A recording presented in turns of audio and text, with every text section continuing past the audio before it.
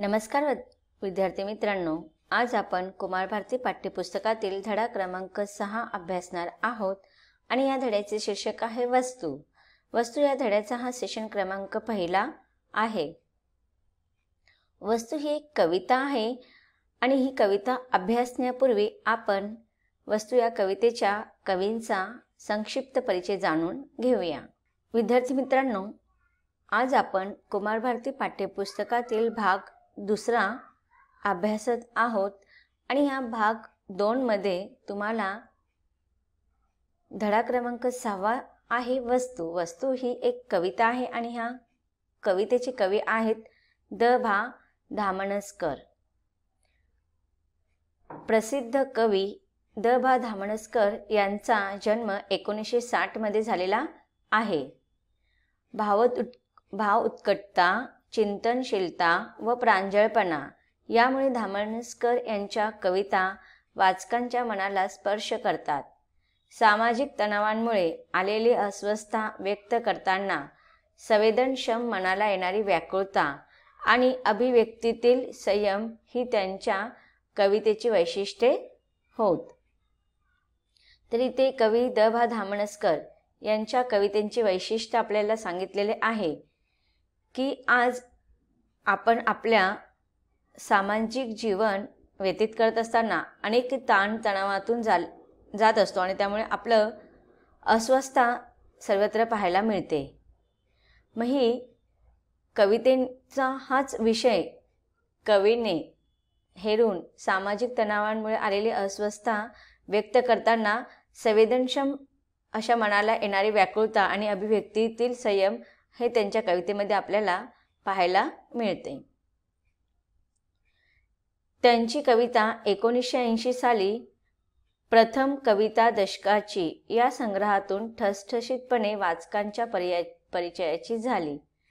प्राक्तनाचे संदर्भ व बरेच काही उगवून आलेले हे त्यांचे कविता संग्रह प्रकाशित आहे।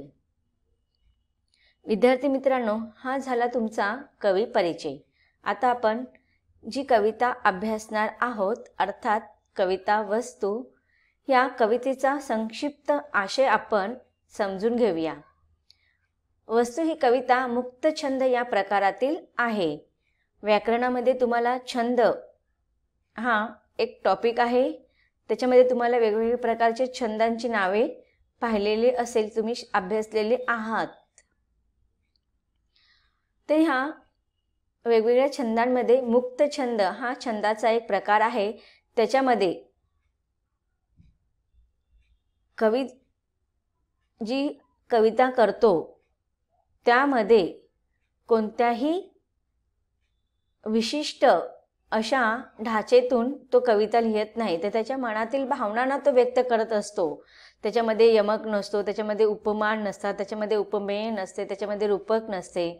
अशा या कवितेच्या किंवा लिखित स्वरूपाच्या जे काही व्याकरणाच्या नियम असतात ते नियम ह्याच्यावरती लागू पडत नाही। मनामध्ये जी भावना आली त्याला शब्दरूपामध्ये व्यक्त केलं जातं आणि अशा ह्या कवितेच्या प्रकारालाच आपण मुक्त छंद असे म्हणतो। कोणत्याही निर्जीव वस्तूशी मानवी भावना जोडली गेली की ती वस्तू अनमोल ठरते। आता बघा, आपल्या जीवनामध्ये वस्तूंशिवाय आपलं जीवन अपूर्णच मानायला हवं की नाही, की आपल्याला येता जाता सगळ्या हातामध्ये वस्तू लागत असतात, मग ते काही असू दे। पण त्या निर्जीव वस्तूंना जेव्हा आपण प्रेमाने, आपुलकीने, मनापासून आपल्या भावना जेव्हा त्या वस्तूंबरोबर जोडल्या जातात, तर ती छोटीशी निर्जीव दिसणारी वस्तूसुद्धा अनमोल, अमूल्य अशी ठरते। वस्तू माणसाला दीर्घकाळ साथ देतात। व्यक्ती आणि वस्तू यांच्यामध्ये एक अतूट नाते तयार होते। त्यामुळेच थोर व्यक्तींच्या वापरातील वस्तू पुढे संग्रहालयात जतन केल्या जातात। आता मनुष्याच्या जीवनातील अनेक घटक हे अविभाज्य भाग असतात, त्याच्यापैकीच त्याच्या आजूबाजूला सतत असणाऱ्या वस्तू ह्या सुद्धा त्याच्या जीवनाचा एक अविभाज्य भाग असतो। ह्या अशा वस्तू त्याच्या जीवनाला अनंत काळापर्यंत साथ देत असतात आणि म्हणूनच एखाद्या व्यक्तीचं आणि त्या वस्तूंचं अतूट असं नातं तयार केलं जातं। म्हणून आज आपण पाहतो की जे मोठे महान थोर व्यक्ती होऊन गेलेले आहेत, तर त्यांच्या जीवनातील वापरात येणाऱ्या वस्तू आज आपण वस्तू संग्रहालयामध्ये जपून ठेवलेल्या आहेत. जसे की आपण शिवाजी महाराजांचं उदाहरण घेऊ की शिवाजी महाराजांनी त्यावेळेस ज्या वस्तू वापरत होत्या, त्यांच्या महालामध्ये असणाऱ्या सिंहासन असू दे, त्यांच्या महालामध्ये असणारे इतर काही गोष्टी असू दे, त्यांचे कपडे असू दे, त्यांच्या युद्ध करण्याची क्षत्र असू दे, काही वस्तू असू दे. आता काही गडांवरती तर आपण बघतो ते जातं असतं, तो वरवंटा असतो, तो पाटा असतो, तो चूल असतो, जेवणाच्या त्यांच्या ग्लासापासून तर ताटापर्यंत सगळ्या वस्तू आपल्याला पाहायला मिळतात वस्तू संग्रहालयामध्ये. म्हणजेच काय, ते प्रत्येक व्यक्तीचा त्या वस्तूंच्या संपर्कामध्ये जो तो येतो त्याच्याशी एक अतूट असे नातं, स्नेहसंबंध बनलेलं असतं, जोडलेलं असतं. मग कवी ते कल्पना करतात की वस्तूंनाही भावना असतात, हे समजून आपण वस्तू वापराव्यात, वस्तूंशी निगडीत स्नेह जपावा, आणि हीच भावना ह्या कवितेतून व्यक्त होते. चला तर आपण सुरुवातीला कविता सस्वर वाचन करून घेऊया. कवी म्हणतात की वस्तूंना जीव नसेलही कदाचित, पण जीव नसल्यासारखे वागवू नये त्यांना. वस्तूंना जीव नसेलही कदाचित, पण जीव नसल्यासारखे वागवू नये त्यांना. वस्तूंना मनही नसेल कदाचित, पण ते असल्यासारखे वागलो तर प्रचंड सुखावतात. वस्तू निखालास सेवकच असतात आपल्या. तरीही बरोबरीचाच मान द्यावा त्यांना. वस्तूंना वेगळी स्वतंत्र खोली नको असते. त्यांना फक्त आपल्या मानलेल्या जागेवरून निष्कासित न होण्याची हमी द्या. वस्तूंनाही असते आवड स्वच्छ राहण्याची, हे हातांना लक्षात ठेवायला सांगा.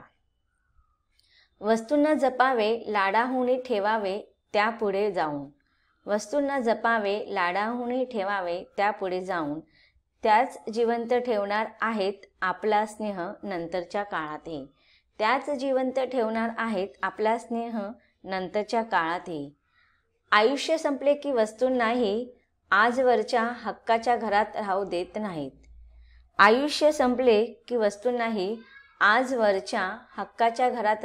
नाहीत. तेव्हा कृतज्ञतापूर्ण निरोपाचा त्यांचा हक्क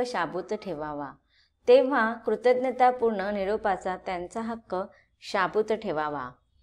ही कविता भरून आलेले आकाश या काव्यसंग्रहातून घेण्यात आलेला आहे. आता आपण या कवितेचा भावार्थ समजून घेऊया. वस्तू कशा हाताळाव्यात किंवा कशा जपाव्यात हे सांगताना कवी म्हणतात की वस्तूंना जीव नसेलही कदाचित, पण जीव नसल्यासारखे वागवू नये त्यांना.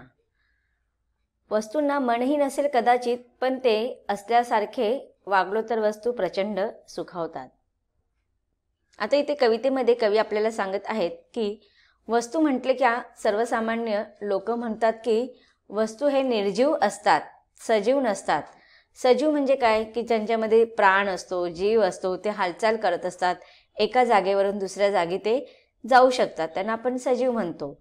आणि निर्जीव म्हणजे की ते हालचाल करत नाहीत, एका जागेवरून दुसऱ्या जागी ते जाऊ शकत नाही, त्यांच्यामध्ये जीव किंवा प्राण नसतो.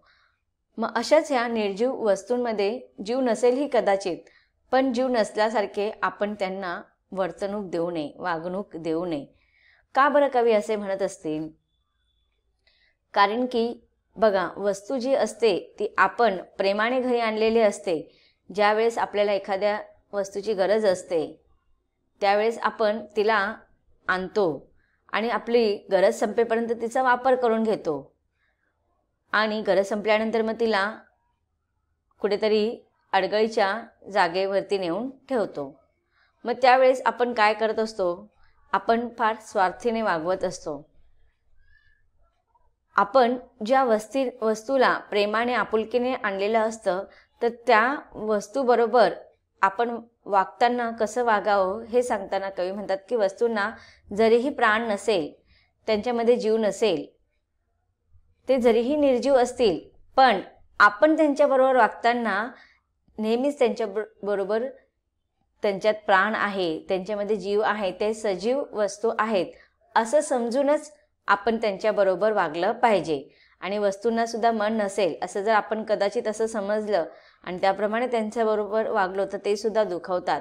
पण वस्तूंनाही मन आहे आणि ते त्यांच्यामध्ये ते मन आहे असं दाखवून आपण त्यांच्याबरोबर वागायचं आहे, संबोधन करायचं आहे.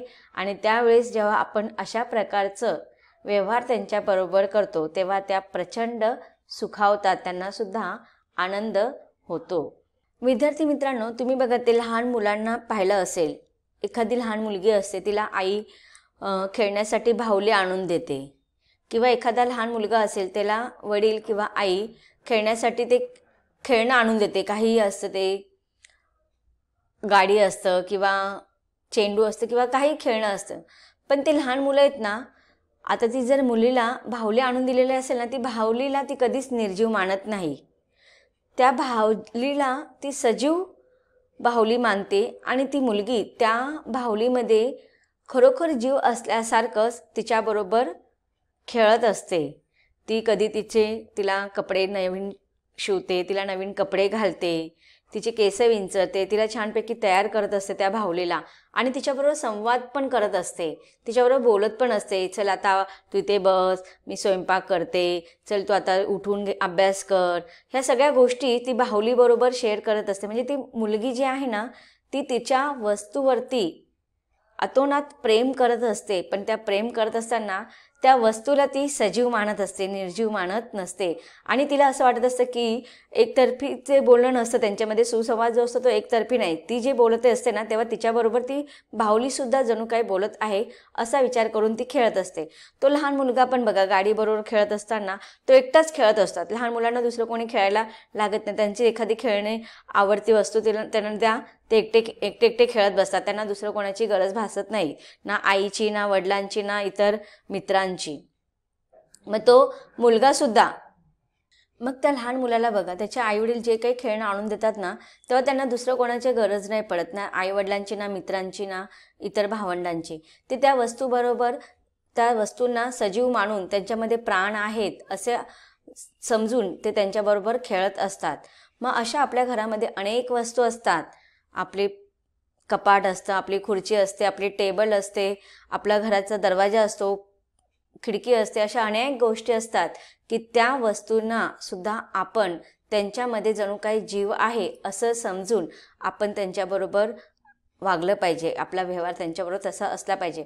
ज्यावेळेस आपण त्यांच्याबरोबर एक सजीवांप्रमाणे, एक माणसांप्रमाणे वागू, त्यावेळेस आपल्या त्या वस्तूंबरोबर एक अतूट असं नातं तयार होतं आणि त्या वस्तूंना सुद्धा फार आनंद होतं, ते सुद्धा सुखावतात आणि त्यामुळे ते सुद्धा दीर्घायुष्य होतात की त्यांचा जो टिकाऊपणा असतो, तो मजबूतपणा असतो, तो सुद्धा वाढतो.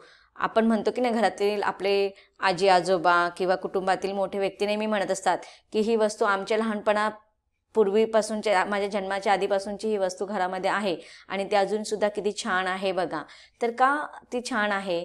कारण की वडिलांनी, घरातील मोठ्या माणसांनी त्या वस्तूला आपलं समजून, त्याच्यामध्ये जीव आहे असं समजून, एक सजीव वस्तू समजून त्याला सांभाळलेलं आहे, त्याची काळजी घेतलेली आहे. ते वेळच्या वेळ जेव्हा बघा, त्या खुर्चीला आपण आजोबांच्या काळापासूनची खुर्ची असते ती, आणि ती खुर्ची जेव्हा तिचा पाय तुटतो, लगेच आजोबा काय करतात किंवा वडील काय करतात, ते खुर्चीचा पाय दुरुस्त करतात. का? कारण की त्यावेळेस पाहिजे असेल तर ती खुर्ची ते टाकून देऊ शकतात. पण त्यांना माहिती आहे की ही आपली पूर्वजांपासून चालत आलेली वस्तू आहे आणि ती वस्तू म्हणजे त्याच्याबरोबर फार आठवणी आहेत. आणि मग जेव्हा आपण त्या वस्तूंना असं सांभाळून ठेवतो तेव्हा त्यांना सुद्धा फार आनंद होतो आणि ते प्रचंड सुखावतात, आनंदित होतात. म्हणून इथे कवी म्हणतात की निर्जीव वस्तूंची पण मानवी भावना असतात. त्यांना सुद्धा आपण सहृदयतेने समजून घ्यायला हवे. जेव्हा आपण त्यांना मनापासून सहृदयतेने समजून घेतो तेव्हा ते आपल्यासाठी सुद्धा त्यांचं सर्वस्व अर्पण करतात आणि आपण त्या वस्तूंमध्ये त्यांना निर्जीव न समजता त्यांच्यामध्ये सुद्धा प्राण आहे असे आपण जेव्हा समजतो तेव्हा त्यांना प्रचंड आनंद होतो. वस्तूंना जीव नसेलही कदाचित, पण जीव नसल्यासारखे वागवू नये त्यांना. वस्तूंना मनही नसेल कदाचित, पण ते असल्यासारखे वागलो तर प्रचंड वस्तू त्या सुखावतात, आनंदित होतात. ज्याप्रमाणे मनुष्याला संवेदना असते त्याचप्रमाणे त्या वस्तूंनाही संवेदना आहे असं समजून आपण त्यांच्याबरोबर आपली वर्तणूक केली पाहिजे. तर विद्यार्थी मित्रांनो, कवितेच्या या ओळीतून कवी आपल्याला काय संदेश देत आहेत की वस्तूंशी आपण स्नेहसंबंध जपावा असा संदेश कवितेच्या माध्यमातून कवीने दिलेला आहे. कवितेच्या पुढील ओळींचा भावार्थ आपल्याला समजून घ्यायचा आहे. त्याचा अभ्यास आपण करणार आहोत, परंतु कवितेच्या पुढील भागात. धन्यवाद.